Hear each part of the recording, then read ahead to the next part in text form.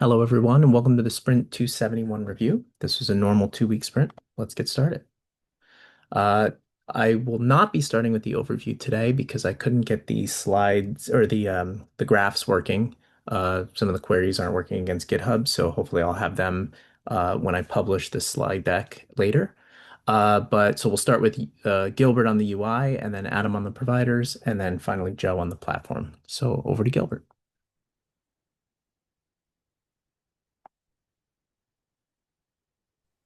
Sorry, I was on mute there. Thanks, Jason. So for the UI, starting off with some bugs, the first one we have was I fixed the form for the save button validation on the button form. We had some issues where selecting different options was causing the form to break and not light up the save button properly, so that was fixed. The start page not being honored was also fixed by me. Before, when you would select a start page in the settings, it wasn't actually honoring that value. Now that has been fixed and that works. Fix console.warn. I removed an unnecessary console.warn statement. The fixed toolbar button function calls. I fixed those so instead of passing in various function details, it just calls that function directly. And then I believe Jason fixed the false negative in ping controller after Rails 7.2. Other PRs, I updated React Markdown. And then we had another better ping controller error PR. For test, Osavod had a lot of Cypress PRs. So first, enhance form element selectors, add select tab command, replace jQuery trigger click with side.click in accordion command, fix minor sort fix minor sorting nitpick was done by Joe. Again, back to Osavod, enhance intercept API command, fixed error message typo in button selector command, switch side.on to side.once to unregister handler after scope, enhance select accordion item, and enhance accordion command. Next slide. So going back to the fixed start page not being honored, so just as an example of what was happening, so on the left picture, the value that was being selected for the start page wasn't actually being honored. After that PR was merged, and now actually correctly leads you to that start page after you log out and log back in. That's it for the UI. Next is Adam. Thanks, Gilbert.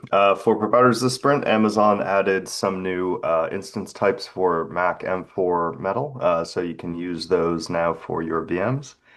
For OpenShift, we updated the instructions on how to create the management token in your OpenShift project. The prior examples were no longer working based on newer versions of OpenShift. When you created the service account, it used to pre-create the tokens for you, and you just had to collect it.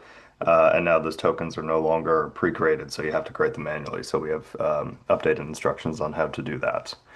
For VMware, we fixed a bug with the non-Rails event catcher. The gem file dependencies were old and out of date. So when you went to execute the runner, it would try to pull down bundler dependencies, and that wasn't working on appliances or Podify. So we updated those dependencies, and we'll be working on preventing that from happening in the future again. Next slide. For workflows, when running RSpec tests, there was a case where the Docker wait thread would actually start running in tests when it shouldn't have.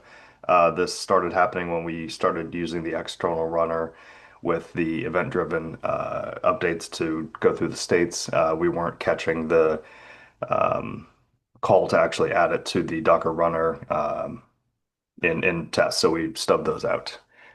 For Flow, Keenan added context equality so that he can check that before it was using the object ID and now it's actually checking the content of the hash.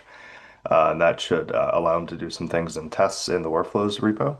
He also added choice rule payload validation and fixed a bunch of Rubacop linter warnings. And that's it for providers. Over to Joe. Thanks, Adam. For platform enhancements this sprint, Adam enhanced the appliance console CLI with the ability to authenticate with a container registry in order to pull an image. In virtual attributes, Keenan added the ability to specify a virtual delegate via a virtual attribute, as we're hopeful to drop virtual delegate and use the attribute instead. For platform bugs this sprint, Adam fixed our error handling in the start cube monitor to properly catch HTTP errors gracefully and print the error code. Adam also fixed in the ManageIQ operator an error that was causing, a namespace system not found error. He was able to fix in the ManageIQ operator. Next, Brandon reverted the label changes coming from the operator SDK upgrade, as there could be a selector conflict with multiple resources in the same namespace with the same label. Keenan did some test cleanup in virtual attributes in terms of readability and test output. And I locked down RexML to 3.4.2 as the newer version broke the interface, creating new RexML documents from empty strings. We have changes in flight to try to adopt the upstream convention, so we should be able to upgrade soon. Next slide.